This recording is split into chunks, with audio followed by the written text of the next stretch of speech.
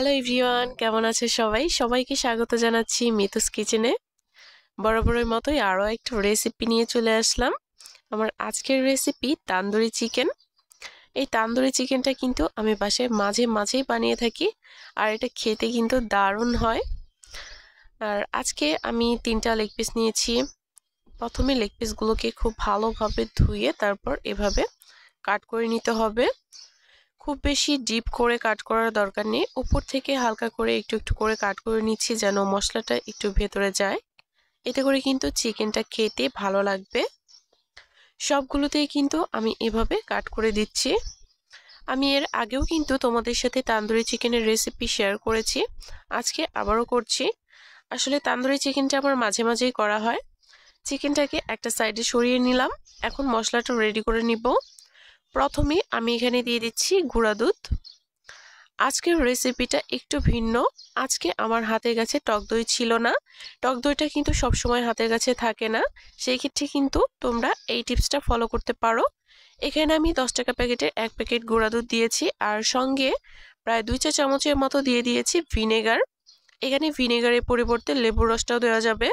তারপর এখানে আমি দিয়ে দিয়েছি টমেটো সস প্রায় 2 টেবিল চামচের মতো, দিয়ে দিয়েছি এখানে স্বাদ মতো লবণ, আর দিয়ে দেবো এখানে হলুদ গুঁড়ো, লঙ্কার গুঁড়ো।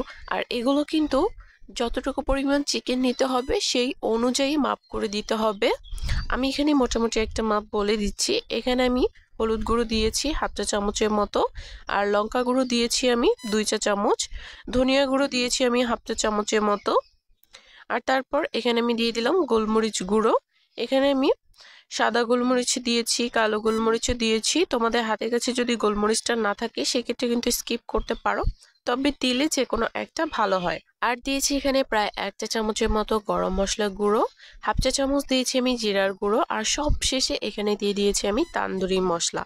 তান্দুরি মশলাটাও কিন্তু আমি অল্প পরিমাণেই দিয়েছি, খুব বেশি পরিমাণে দিইনি।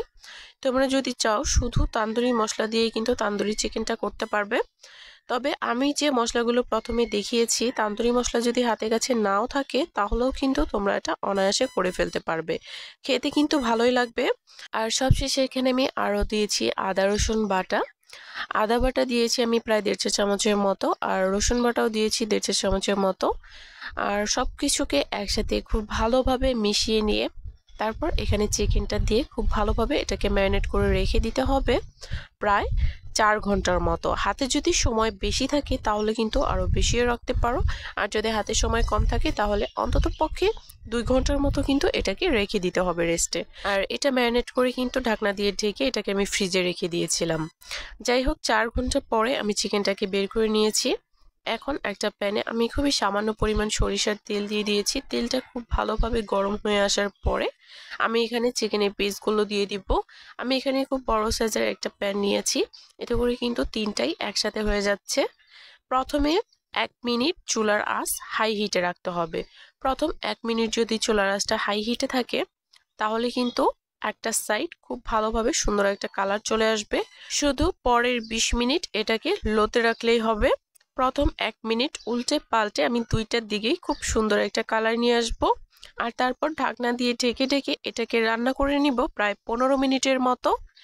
আর তারপরে যে 5 মিনিট আছে সেই 5 মিনিটে কিন্তু ঢাকনাটা তুলে আমি দুইটা সাইড খুব ভালোভাবে রান্না করে নিয়েছি। তোমরা চাইলে কিন্তু এখানে আরো আগেও চিকেনটাকে নামিয়ে ফেলতে পারো, এতে করেও কিন্তু খুব সুন্দর একটা কালার থাকবে। তবে আমার কাছে হালকা একটু পোড়া পোড়া খেতে ভালো লাগে, যার কারণে এভাবে করা।